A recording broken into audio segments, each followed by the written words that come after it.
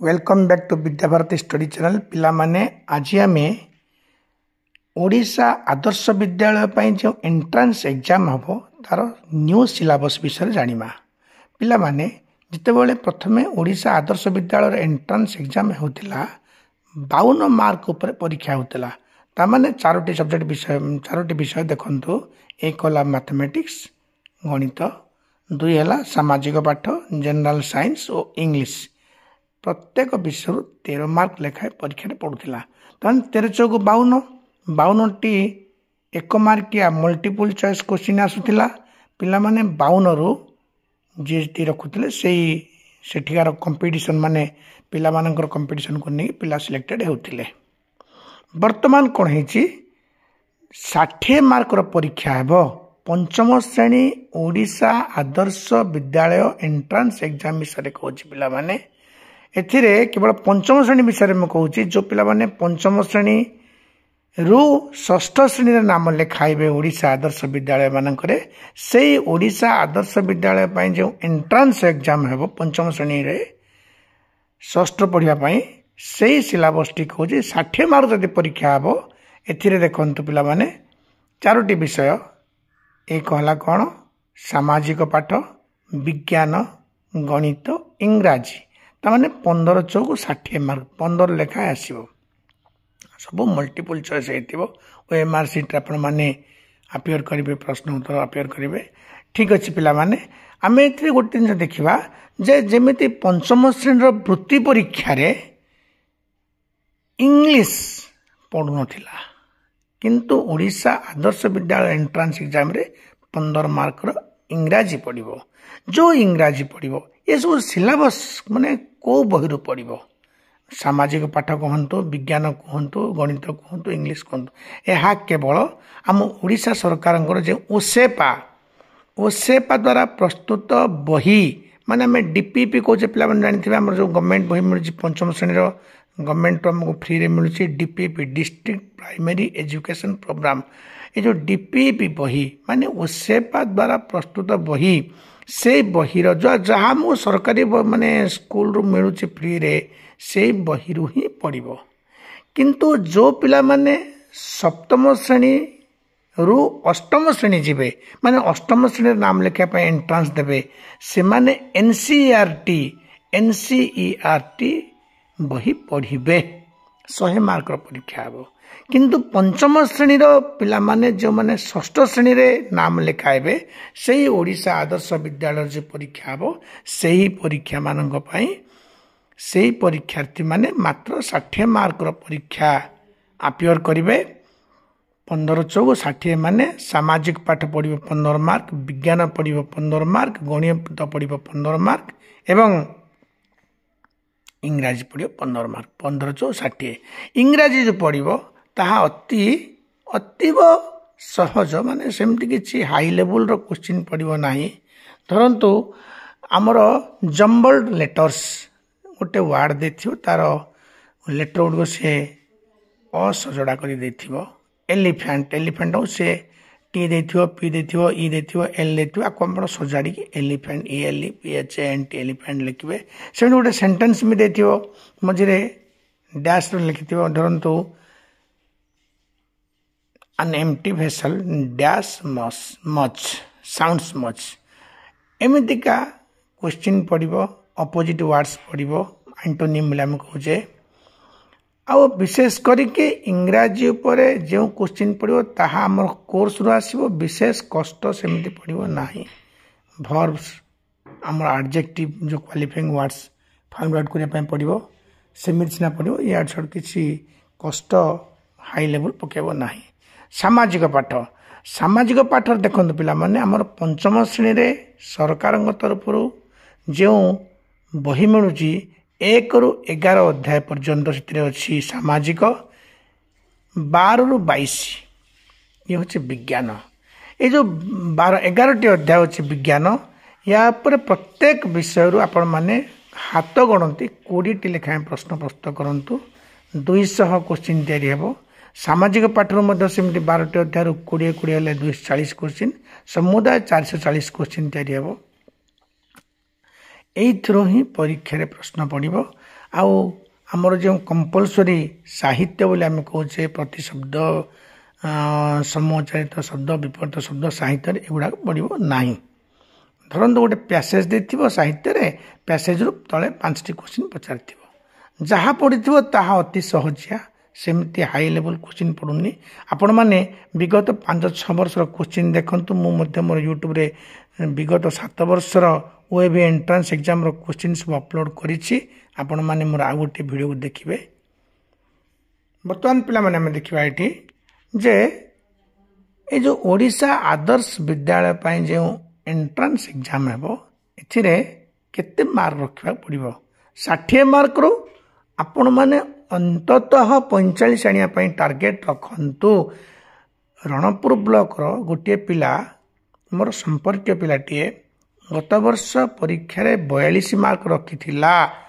42 ରଖି ମଧ୍ୟ ସେ ପାଇପାରିଲା ନାହିଁ। ତ କେମିତି ଟପ୍ କମ୍ପିଟିସନ୍ ହେଉଛି ଆମେ ତାକୁ ଆଖି ଆଗରେ ରଖିବା, ସେହି ଅନୁସାରେ ଆମେ ନିଜକୁ ପ୍ରିପେୟାର କରିବା।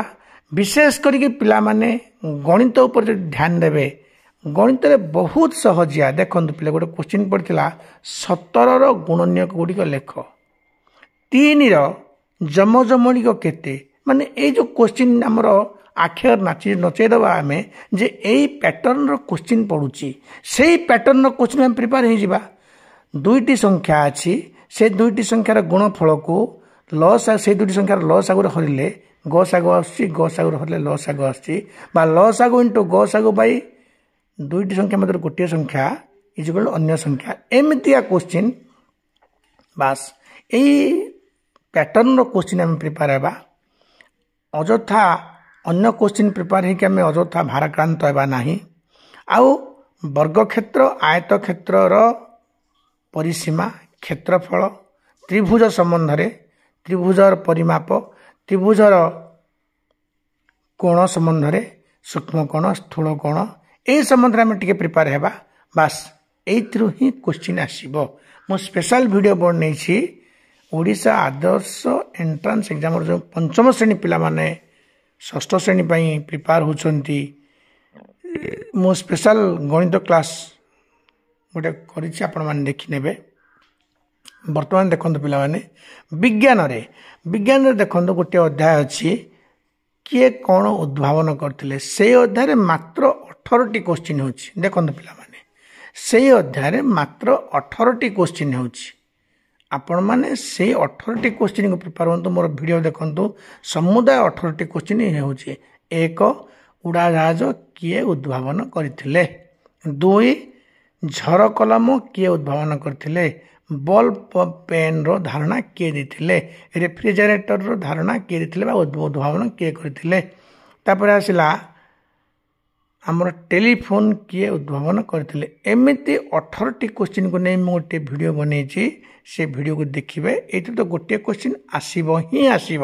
ରୋଗ ସମ୍ବନ୍ଧରେ, କେଉଁ ରୋଗ କେଉଁ ପ୍ରକାରର, ମାନେ ବାୟୁବାହିତ ରୋଗ ଗୁଡ଼ିକ, ଜଳବାହିତ ରୋଗ ଗୁଡ଼ିକ ସମ୍ବନ୍ଧରେ ଆମେ ଦେଖିବା। ବାୟୁବାହିତ, ଜଳବାହିତ, ଆଉ ସଂକ୍ରାମକ ରୋଗ, କେଉଁଗୁଡ଼ିକ ଅଣସଂକ୍ରାମକ ରୋଗ, କେଉଁଗୁଡ଼ିକ ସଂକ୍ରାମକ ରୋଗ, ଏବଂ ସେମାନେ କିପରି ମାନେ ଗୋଟିଏ ଜାଗାରୁ ଆଉ ଗୋଟିଏ ଜାଗାକୁ ମାନେ ଅନ୍ୟ ଦେହକୁ ସେମାନେ ଯାଆନ୍ତି। ଯାଦୁ, କାଛୁ, କୁଣ୍ଡିଆ, ଇଏ ସ୍ପର୍ଶଜନିତ ରୋଗ, କବକଜନିତ ରୋଗ। ବାସ୍ ମଶା ଏକ କୀଟ, ମାନେ କୀଟ ପତଙ୍ଗ ଦ୍ୱାରା ବ୍ୟାପୁଛି। ମାଇ ଏନୋଫିଲିସ୍ ମଶା କାମୁଡ଼ିଲେ ମ୍ୟାଲେରିଆ ଜ୍ୱର ହୁଏ। ଏଡ଼ିସ୍ ମଶା କାମୁଡ଼ିଲେ ଡେଙ୍ଗୁ ଜ୍ୱର ହୁଏ। ମାଇ କ୍ୟୁଲେକ୍ସ ମଶା କାମୁଡ଼ିଲେ ବାତ ଜ୍ୱର ହୁଏ। କିନ୍ତୁ ମୂଷା କାମୁଡ଼ିଲେ ପ୍ଲେଗ ହୁଏ। ମୂଷା ତ ଗୋଟିଏ କୀଟ ନୁହେଁ ନା, ମୂଷା ହେଉଛି ଗୋଟେ ପ୍ରାଣୀ। ତେଣୁ ପଡ଼ିଥିବ ମୋର କେଉଁଟି କୀଟ ମାନଙ୍କ ଦ୍ୱାରା ବ୍ୟାପେ? ମ୍ୟାଲେରିଆ। ଏହା ଏକ ଆଦି ପ୍ରାଣୀଜନିତ ରୋଗ, କିନ୍ତୁ କୀଟମାନଙ୍କ ଦ୍ୱାରା ବ୍ୟାପେ। ଏମିତି ଟିକେ ବୁଲେଇ ବଙ୍ଗେଇ ଯଦି ପଚାରିଥିବ, ଆମେ ତାକୁ ପ୍ରିପେୟାର ହେବା। ସେହି ଅନୁସାରେ ପ୍ରିପେୟାର ହେଇକି ଆମେ କେମିତି ଆପିୟର କରିବା, କୋଶ୍ଚିନ୍ ଗୁଡ଼ା ଟ୍ୟାକେଲ୍ କରିବା, ସେ ଉପରେ ଆମେ ସେ ଅନୁସାରେ ପରୀକ୍ଷାକୁ ଆପିୟର କରିବା। ପରୀକ୍ଷାରେ ଆମେ ନିଶ୍ଚିତ କୃତକାର୍ଯ୍ୟ ହେବା। ତାପରେ ଆସିଲା ସାମାଜିକ ପାଠ।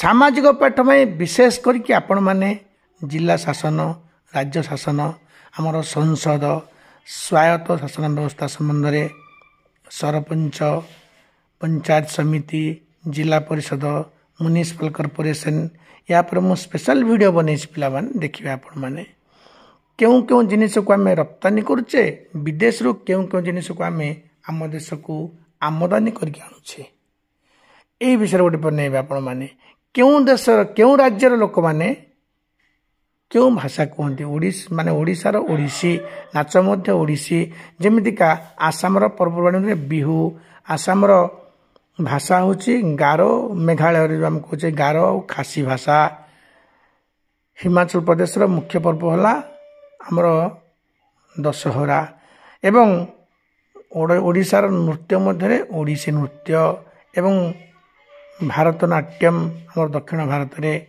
उत्तर प्रदेश में कथक नृत्य यही विषय आउ पंजाब नाच है भांगड़ा यही संबंध में आम टिके टिके आखि बुले नवा मो स्पेशल वीडियो बन देखिए आपण मैंने और रोज पिला माने पुणी अन्य वीडियो देखा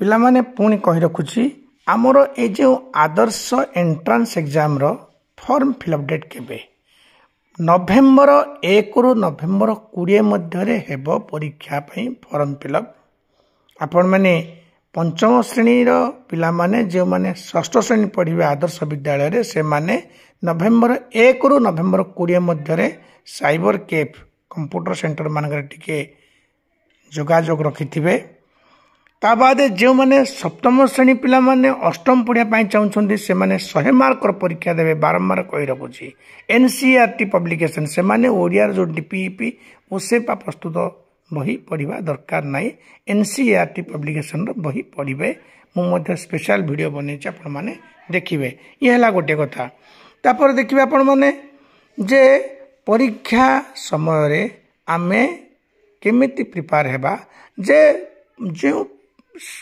60 मार्क परीक्षा 1560 मैंने 4 भाग करदे गणित 1 सामाजिक 2 विज्ञान 3 इंग्राजी 4 भाग पंचम श्रेणी पिला कहूँ यही 4टी भाग को आम सब ओएमआर सीट रे एमसीक्यू क्वेश्चन आम सब प्रिपेयर माने सी ढांचारे परीक्षा आम देवा सप्तम श्रेणी पिला माने अष्टम श्रेणी पढ़ाई 100 मार्क परीक्षा हे आपण मैंने विशेष करके 100 मार्क तो कौन आम 20 माने 20 मार्क लेखाएं 5टी विषय से सामाजिक पाठ विज्ञान 2 गणित 3 इंग्राजी 4 एथिरे हुए तो मेंटल एबिलिटी आसीपारे साहित्य मध्य आसीबो क्वेश्चन 100 मार्क पड़ी तेणु